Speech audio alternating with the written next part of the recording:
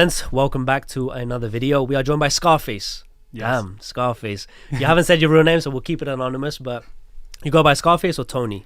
Most people call me Tony, probably. Tony, okay. Yeah. Well, Tony and Jack. Yeah, Jack, you Jack. subbed in the last second, Yeah. so I think we're going to have fun, right? I like your boys' energy, and we're going to have a cool chat.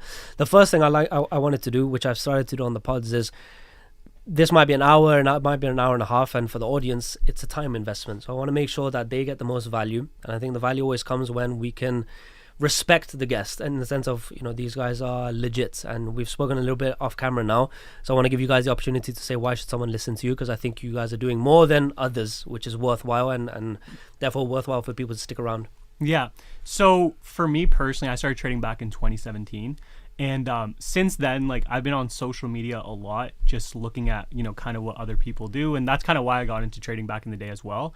But the main thing that I feel like a lot of traders don't do is they'll flex everything. They'll flex Lambos, cars, and everything like that. But where's like the live logins, the broker statements, you know, or even just live sessions, right? So for me personally, or just for us, like, we do like we used to do live streams, right? And we still do live streams to this day.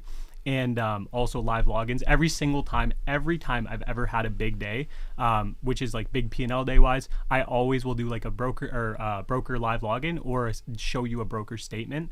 And I just think that's important for transparency, right? Because it's like at the end of the day, like, everyone has seen those like people like move to Miami, get a house or whatever, like show that lifestyle. And it's like, all right, cool, but like, where did that money come from, right? That's the most important part. And so for me, I think it's, you know, showing the money, showing the money where it came from with the live logins and the broker statements, but then also showing the live recordings. Like, I have the live sessions of me taking those trades, saying why I'm taking the trade, and explaining the thesis behind the trade as well. And are you both predominantly on prop firms or personal capital? Personal. Yeah, Personal. personal Okay. capital. So how we trade is we're on a regulated broker, right? A lot of forex brokers, there's a lot of unregulations, right? Some people own prop firms, right? There's a lot of things that can go on, but when you're trading options, everything's under the NASDAQ, or everything's regulated. So we would trade with Interactive Brokers, very reputable firm. Yes. That's been around for a very long time. No one can mess with the back end, because for the newcomers in the space, they don't know, and I was late to understand this, but you could have a broker statement, you could have a live login, but they might own the broker, or they might have a white label, or they might know the guys. In an unregulated broker, that's easily doable, apparently. And even therefore, the MyFX book verifies it's a live account. But if you own the broker and you can just switch on the live account number, the MyFX book is going to show it. So the issue with the space is, even if you show a live login, it's questionable. Even if you show a MyFX book, it can be questionable. Even if you show everything, the only thing that can't be in question is a regulated broker or live sessions, like live calling the market. That's the approach I've also taken. Because then there's no shadow of a doubt, and people are always going to follow you and say, okay, until I see your bank account and everything, we're not going to believe you, but that's the best we can do.